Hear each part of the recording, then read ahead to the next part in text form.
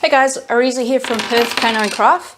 A couple of you have heard what I'm trying to suggest to you in terms of dogs to keep them entertained to eat. Dogs who like to consume or chew and destroy. We want to kind of teach them what kind of toys they can destroy.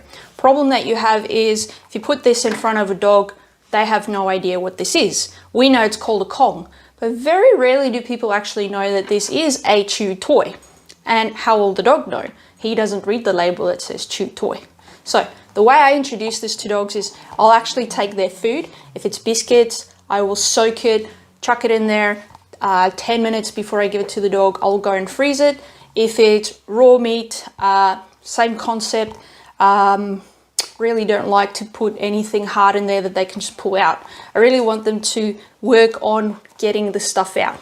However, you can give it to them in a free way where they can, entertain themselves. But if you really want to give them some work to do, you've got to tie up your Kong. Now, I will get 2 to 3 or 4 Kongs for my dog, and I will tie the Kong up in different areas. So if my dog is in a crate, they'll have 2 or 3 Kongs to entertain themselves.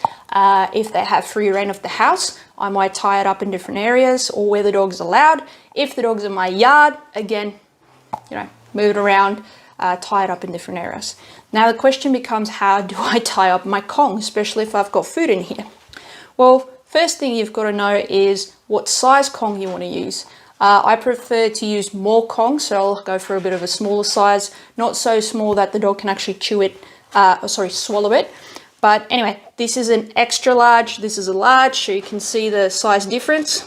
I prefer to give my dog 3 of these or 2 of these, maybe 4 of these, depends on how much your dog eats. So obviously if you have a very small dog, you'd probably not get these guys. But now what you will require is, if you have a dog that you don't really know if there are chewers, because you've never they've never destroyed anything or whatever, I start with cotton string that you can get at Bunnings, which I'll put up in the comments, because if the dog rips this apart or chews it off and swallows it, it's a bit more of a natural thing, so it'll just pass through the intestine without any damage. However, if you do have a dog that loves to chew and you kind of don't really want them to chew the cotton, just get a chain, okay? Just a small piece will do. Now, what you will require is a washer, a screw, excuse me, and this thing which I don't actually know what it's called. So the screw screws into this little ring, okay, and a carabiner. Now, if you were to use a string, you don't need anything extra. However, if you were to use a chain, I would get a keychain. Okay, there you go.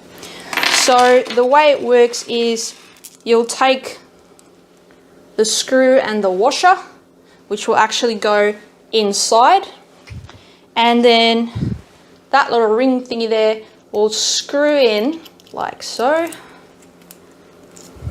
inside the Kong, and you'll end up with this effect. So that will be inside, this will be on the outside. From here you can make the decision either to tie it with a piece of cotton, which you probably might not even need a carabiner if you just want to tie it together, or if your dog doesn't really chew the cotton, you can add a carabiner at this end and just clip it on. Or if you have a bit of chain, you can add your carabiner, and there you go. And now you have an object that not only can the dog learn to chew, your Kong, they can get food out, and it really keeps them busy.